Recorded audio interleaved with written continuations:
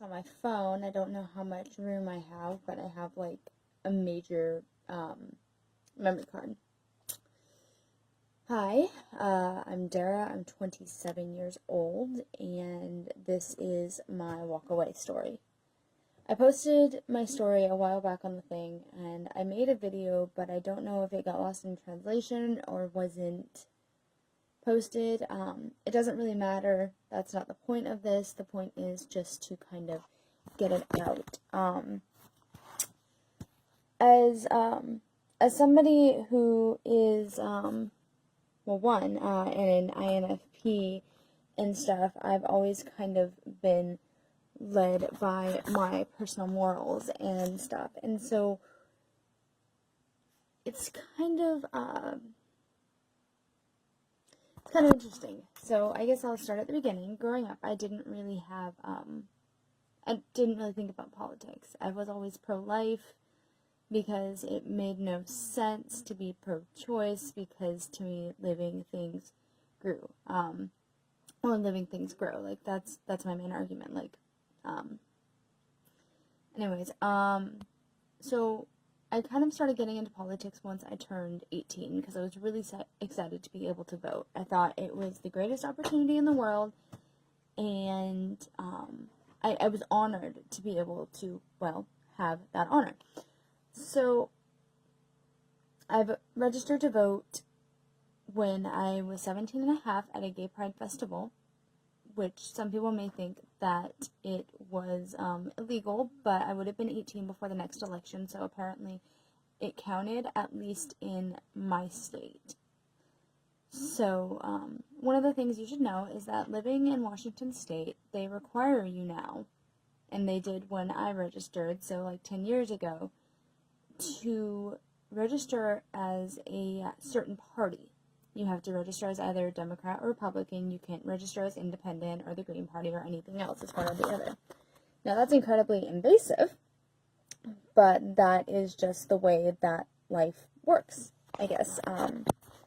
So I registered as a Democrat. I mean, the way that my grandpa explained it when I asked him, because I didn't know, was that Republicans only want to keep the money and they don't want to help anybody, and that's just the way it was. They were selfish and they never did anything good, and people were miserable, and etc., etc. He explained liberalism as giving things away, as wanting to help people, as implementing programs so that people can get on their feet and everything else. And I was like, that's cool. I mean, that makes a lot of sense. Yeah, I want to help people. Awesome. So I voted Democrat. And I was happy that Obama won, because I thought Mitt Romney was an idiot. And to be honest, I still kind of do. But I moved in with my mom after a while. And she was going to law school, so she was taking constitutional law, and she was really just listening to what was going on in the political atmosphere. And I would talk to her, and she would talk about how a lot of the things that Obama was doing was unconstitutional. Well, the Constitution is the founding document of our country. Like, why would you go against that? Like, that determined our freedom, that and the Declaration of Independence. So I was really confused. But I started watching, and, I still didn't know how I was going to vote. But then came the opportunity to caucus, and I really, really liked Ben Carson. That was who I wanted. I liked his idea of the tax inspired by the tithe, and I thought he was a really smart man, and that he had a lot of really good ideas, and he was a man of faith, and I really liked that. So my mom and I went to a local, I think it was a junior high school, and we caucused. And in order to caucus, you have to register as a Republican, which makes sense because it's the Republican caucus. So I switched over at that time just so I could caucus, but I still voted my conscience. If there was a superintendent who happened to be a Democrat or something, and I liked what they were advocating for, I would vote for them. It was when I started advocating for Carson and being pro-life and everything else that I really started to see the nastiness of the left, and the videos that were surfacing of Trump supporters getting pepper sprayed and punched in the face and everything else just kind of made me sit back. And I didn't want Donald Trump, but I didn't want Hillary. I voted for Carson. I didn't even vote for Trump. But, you know, I still wanted to,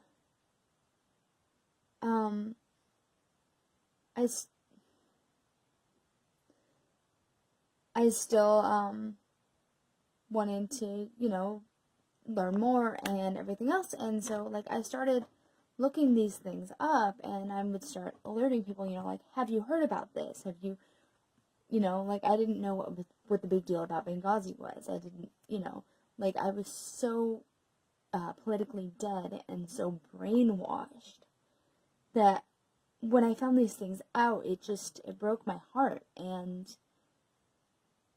I liked Trump's first announcement that he was running. I thought he had a lot of really good ideas, and I liked Rubio and everything else, but I still, like, I thought that Trump he had a mouth on him, and I didn't like him and everything else. So when the election happened, I had a friend who happened to be from New Zealand, and she was worried she was going to get deported. And when I tried to encourage her to say, no, that's just for people who came over here illegally, you don't have to worry about it, she went off, and she kept attacking me for my views. Every single post I made, she would be like, well, you're wrong about that, here's how it really is. And the more people attacked me, and these were people who were supposed to be from the tolerant left. These were the people who were supposed to advocate for, you know, all this other stuff. But then I saw people, like, trying to censor speech and everything else. And finally, I was like, I don't want to be part of this. And the final straw was when that friend went, and she's like, you know, you're acting really transphobic and racist, and you can't say that you don't see color because that's just grouping people in, and you can't do that, and you're homophobic and transphobic, and you're a rapist sympathizer because you don't support abortion, and you're racist because you don't support abortion, which makes zero sense because most of the children that are aborted are minority children. And, you know, finally it just got to the point where she told me, you can't think for yourself and you're being really stupid. And I was like, I am thinking for myself. And basically there was this whole long message, and finally I just said, I walked away from the Democratic Party and I could never go back. I couldn't. And so it was just the straw that broke the camel's back. I started seeing more nastiness, and I hate unkindness, which is why I kind of hate politics. And also because, like, most of the time I can find middle ground on stuff. Like, I hate big pharma. I think that we need to get the government, we need to regulate that, honestly. Because I spend $200 without insurance on stomach medication that is needed. I'm all for the legalization of marijuana, because I think that with how advanced the growing has gotten, and how they can literally dedicate different strains, can help a lot of people with cancer. I think our education system has severely failed people. It's more of an indoctrination mill. Then Pink Floyd comes to mind. Let's see. You know, like, all of these things. So yes, I am now officially a Republican. I will not go back unless the Democratic Party changes its views. But the way that I see it is that less government equals more freedom. More government equals more control. And I was raised to believe that the United States government is supposed to be one of the people, for the people, by the people.